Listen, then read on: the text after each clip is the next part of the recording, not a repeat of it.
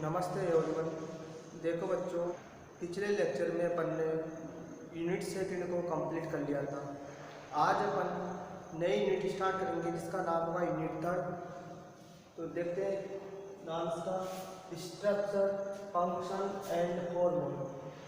इनकी संरचना, कार्य और hormone, secretion of testis and ovule, यानी कि अंडाशय और वृषण, इनकी संरचना, इनके कार्य, हार्मोन, इनके सीक्रेशन के बारे में पढ़ना है। किस प्रकार स्रावित किए जाते हैं वृषण और अंडाशय के द्वारा हार्मोन, इनकी संरचना कैसे होगी, कैसे बने होंगे, कैसे फंक्शन करेंगे।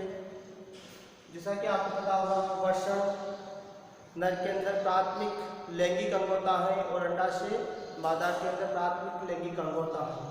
वृषण के द्वारा स्रावित होने वाला हार्मोन टेस्टोस्टेरोन हार्मोन होगा, जबकि अंडाशय के द्वारा स्रावित होने वाला हार्मोन एस्ट्रोजन व प्रोजेस्टेरोन होता है। तो देखते हैं अपन टेस्टिस यानी वृषण। तो अपन ने जो डायग्राम बनाया हुआ है वृषण कालिका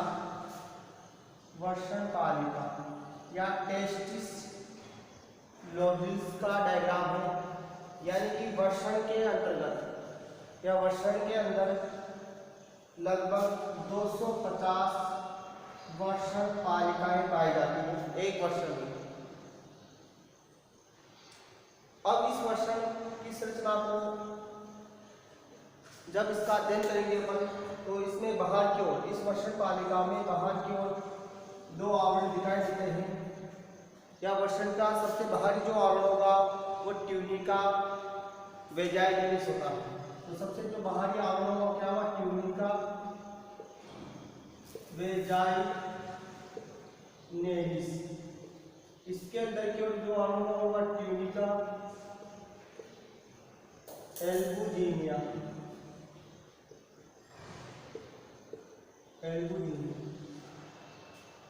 और इस वृषण पालिका में 3 शुक्रजनक नलिकाएं या रेता नलिकाएं या सेमिनिफेरस ट्यूब्यूल पाए जाते हैं। तो संख्या कितनी होगी इनकी? 3, 1, 2 और 3 क्या मिलेंगी? सेमिनिफेरस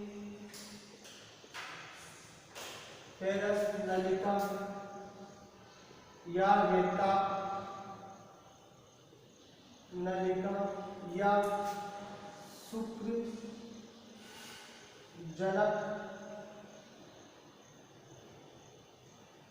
नलिका पाई जाती है। तीनों का नाम एक ही है, सेमिनिफेरस नलिका बोलो, रेता नलिका और शुक्रजनक नलिका। और इसके अंदर जो तरल पदार्थ बना हुआ होगा उसको बोलते हैं स्ट्रोमा या पीटिका। और इस शुक्रजनक नलिका भर की और जो आवरण होगा उसे बोलेंगे अपन ट्यूनिका प्रोपिडिया।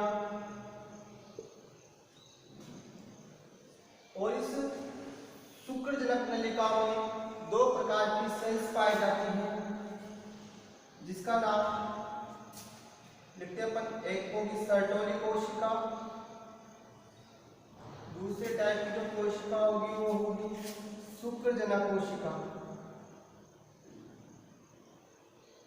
शुक्रजनक कोशिका। तो इसमें देखो आप, जब इन नलिकाओं के बीच में भी छोटी कोशिकाओं का समूह पाया जाता है, इन कोशिकाओं को बोलते हैं लेडिन कोशिका या आंतरालिक कोशिका।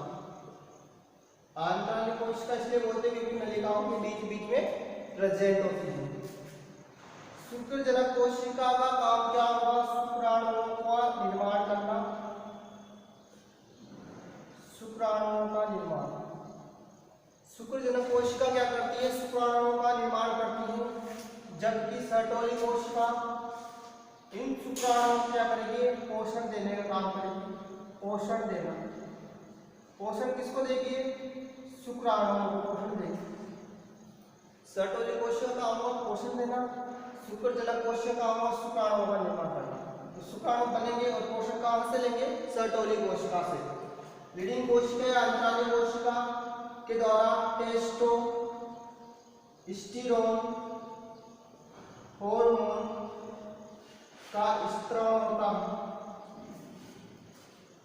टेस्टोस्टेरोन हार्मोन नर हार्मोन होता है और नर के अंदर द्वितीयक लैंगिक लक्षणों का विकास करता है। तो ये देखा अपने वर्षण, यानी वर्षण के अंदर कौन कौन सी कोशिकाएं प्रेजेंट होती हैं, क्या काम करती है और किस प्रकार शुक्राणुओं का निर्माण होता है। जैसा कि आपको पता होगा, अपने फर्स्ट ईयर में शुक्र जनन व अंडजनन को पढ़ लिया था। शुक्राणु की संरचना, अंडाणु की संरचना, तो इनका अध्ययन अपन ने में कर लिया था। आपके शुक्र जनन और अंड जनन की प्रोसेस यहाँ भी दे रखी है, इसलिए आपको फर्स्ट ईयर से पढ़ना है उनको, शुक्र जनन और अंड जनन को। जो मैंने पढ़ा दिया था आपको फर्स्ट ईयर में, तो वहाँ से अपन उसको कंप्लीट कर लेंगे और जो बाकी की जो प्रोसेस होगी वो मैं इस लेसन के अंतर्गत कंप्लीट करवा दूँगा। और जो पिछला पार्ट होगा वो फर्स्ट ईयर से कंप्लीट करना है आपको। अंड जनन व शुक्र जनन, शुक्राणु, अंडाणु, ये सब पार्ट फर्स्ट ईयर से कंप्लीट करना है, टोटल पार्ट। तो अपन देखेंगे अब hormonal control of testicular cycle.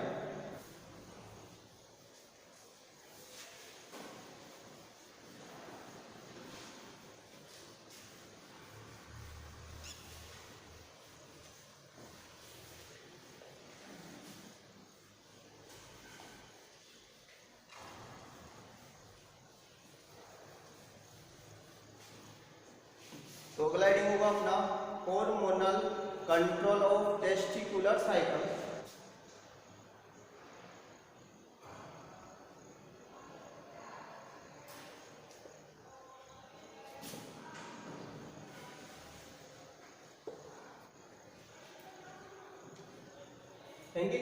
Testis या वर्षण किस प्रकार हार्मोन का नियंत्रण करता है। जैसा कि आपको पता है, अपन ने पढ़ा था अंतःस्रावी ग्रंथियां।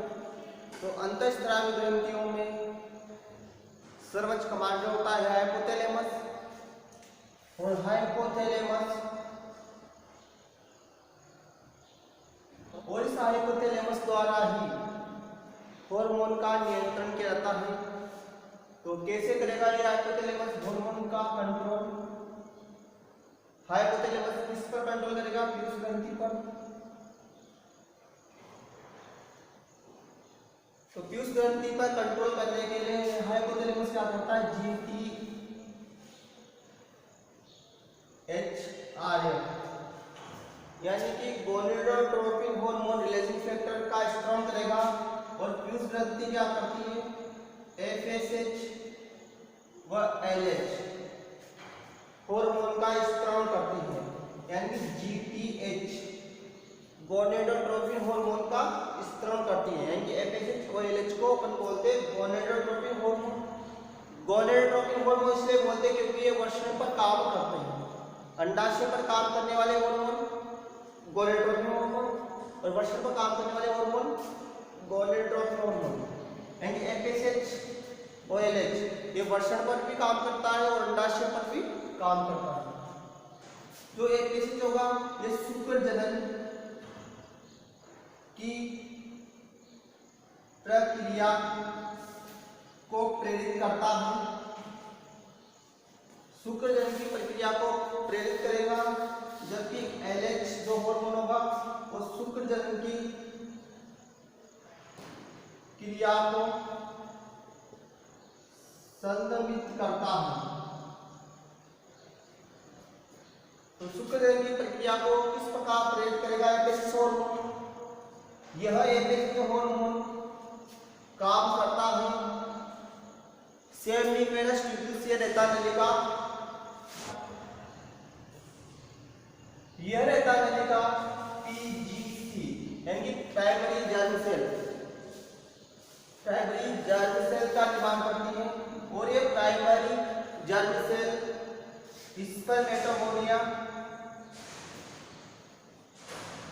स्पर्मेटोगोनिया बनाती है।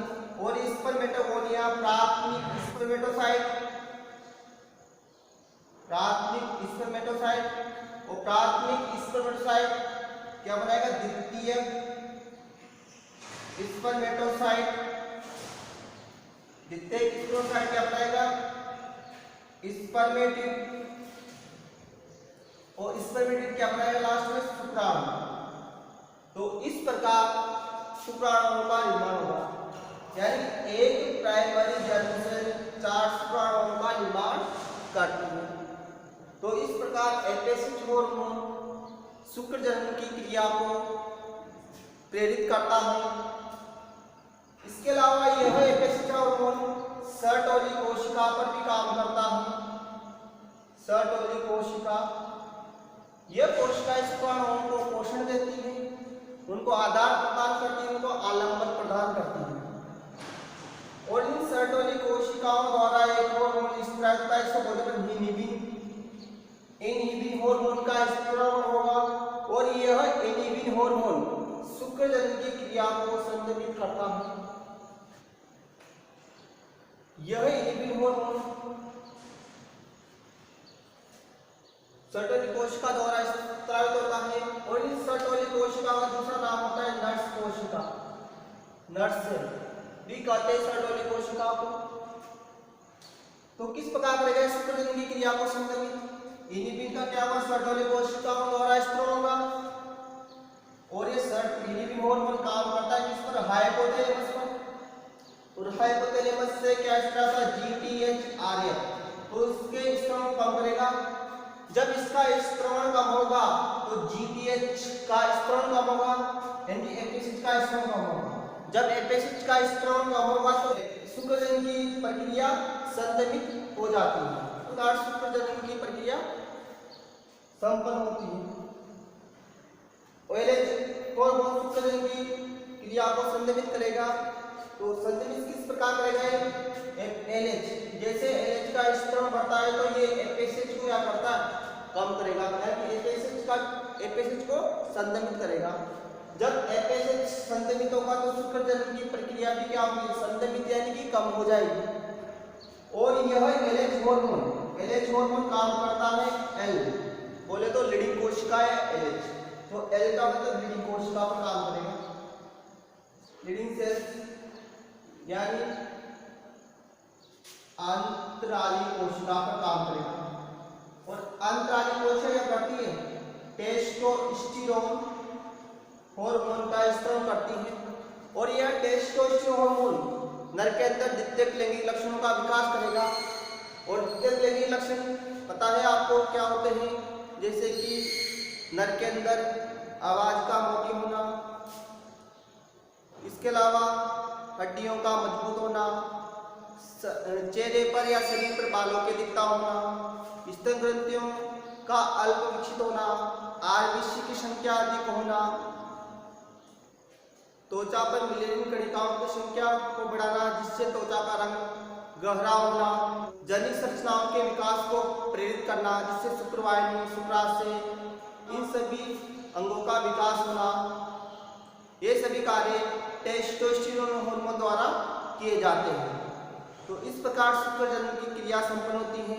और शुक्राणुओं का निर्माण कहाँ पर होता है, वृषण में। वृषण के अंदर शुक्रजनन की क्रिया संपन्न होगी। और वृषण कहाँ पर पाए जाते हैं, वृषण कोश या स्क्रोटम में। शुक्रजनन की क्रिया को संपन्न होने के लिए कितना टेम्परेचर की आवश्यकता होती है, 34 से 35 डिग्री टेम्परेचर होना चाहिए, तब जाकर शुक्रजनन की क्रिया संपन्न होती है। जैसा कि आपको पता होगा शुक्रजनन की क्रिया वृषण कोश में संपन्न होती है। वृषण कोश में पाए जाते हैं और जिसका तापमान शरीर के तापमान से 2 से 3 डिग्री सेल्सियस कम होता है। कहेंगे शरीर के तापमान पर वृषण शुक्रजनन की क्रिया संपन्न नहीं कर पाते।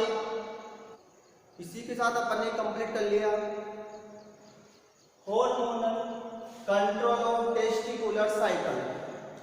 यानी टेस्टिकुलर साइकिल का हार्मोन द्वारा किस प्रकार कंट्रोल होता है।